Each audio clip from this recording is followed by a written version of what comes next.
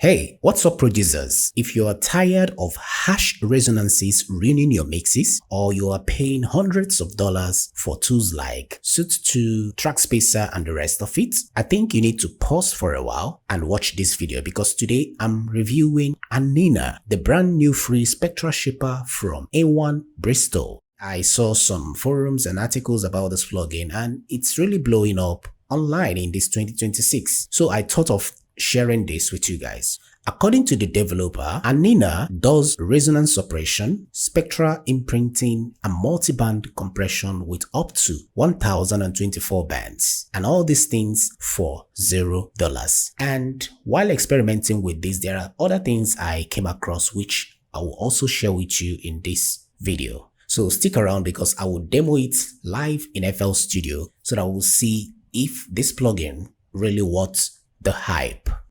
So hit that like button if you're excited and subscribe. Most importantly, turn on your bell notifications for more free plugin gems. With that being said, let's dive in. First off, ANINA dropped in February 2026 from developer A1 Bristol under his CRQL brand. It is a collaboration piece available as VST3, CLAP, or AU for Windows, Mac, and Linux. So it is super accessible, no signups, just head over to his official website and grab it for free. Now let's try and suppress resonances using this plugin.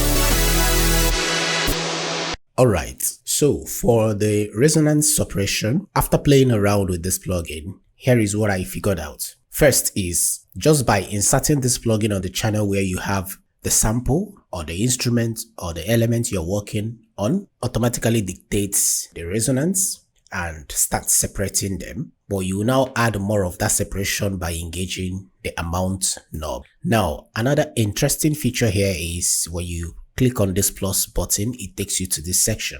Now, this section is where you now fine tune or set the range of where you want the processing to focus more on. So this feature here, which is for the low, you use this to set how much of the low frequencies you want to get rid or you want to bring into the processing. Now, bringing it down means you are allowing the whole low end information to be present. Now, bringing it up, you are cutting out those low frequencies, which you can clearly hear by the help of this amazing feature, which is the delta button. Leaving it on helps you clearly hear what is actually going on. Now, for this one is for the highs. You set the amount of high information you want to take out or add. Now, this is for the gates.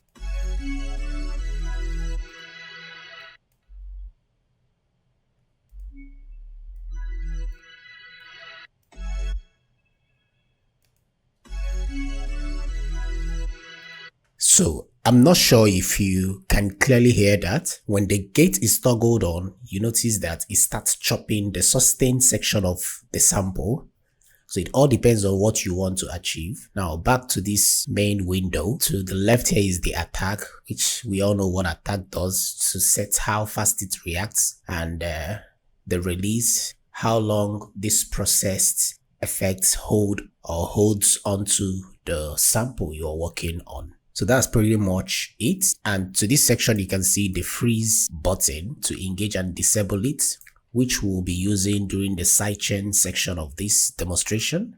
And right above here, you see a tilt function they introduced, which we'll also check out soon. Now, finally, you see this block where you can set the amount of processing, how narrow or how broad it will be.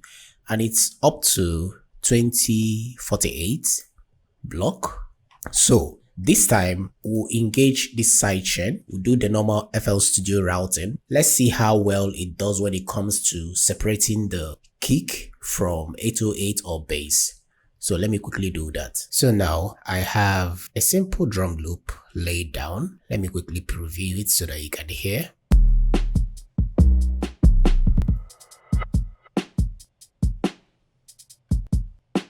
And with the 808, I intentionally increased the volume so that you can clearly hear what is happening.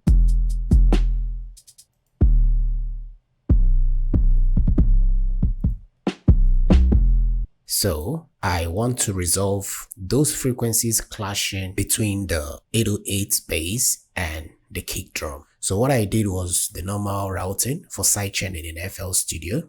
This is for the drums, this channel.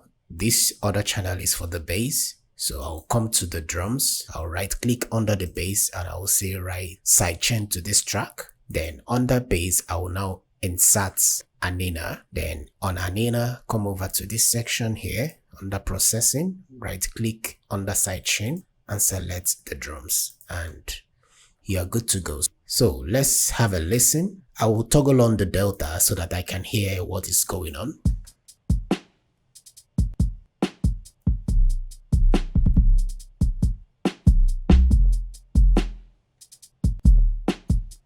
And for the tilt, I noticed that when I take it all to the right, it's telling the plugin to focus more on the low frequency section. Then when I switch it all to the left, it's focusing more on the right frequency section.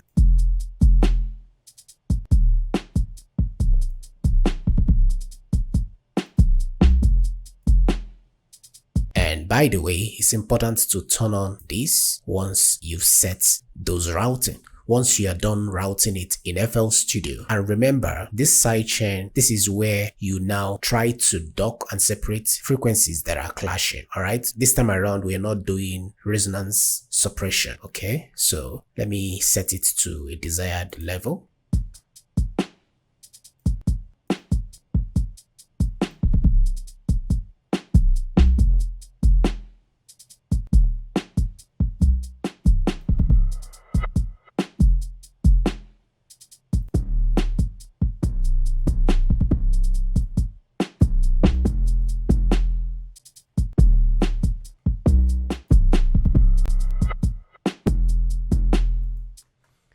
You can see from the window.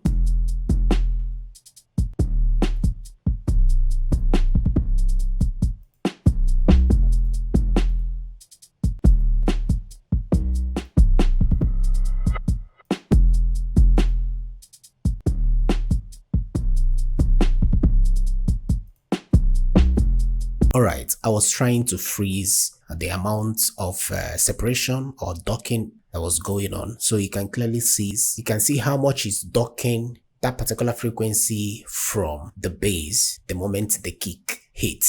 So the idea here is to give more room so that the kick will be prominent rather than being swallowed by the bass.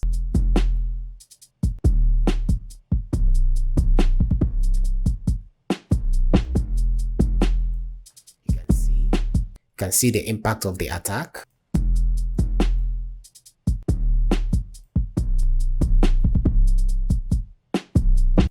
And the release is very short. It is quickly going back to default, as you can see.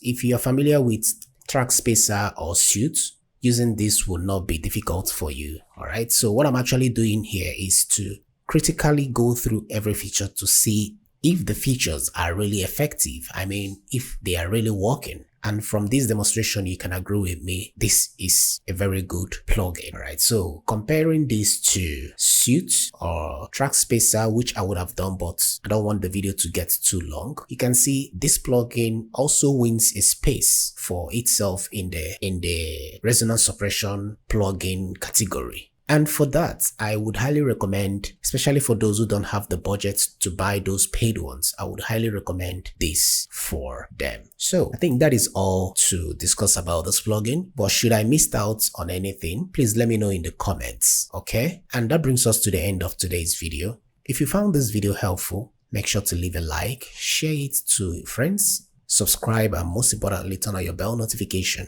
so that when next I put out videos like this, you get notified. If you want to check out amazing free plugins I've treated on this channel, make sure to watch the playlist on the screen right there. Who knows, you might find something interesting. As always, stay creative, stay focused, and bye for now.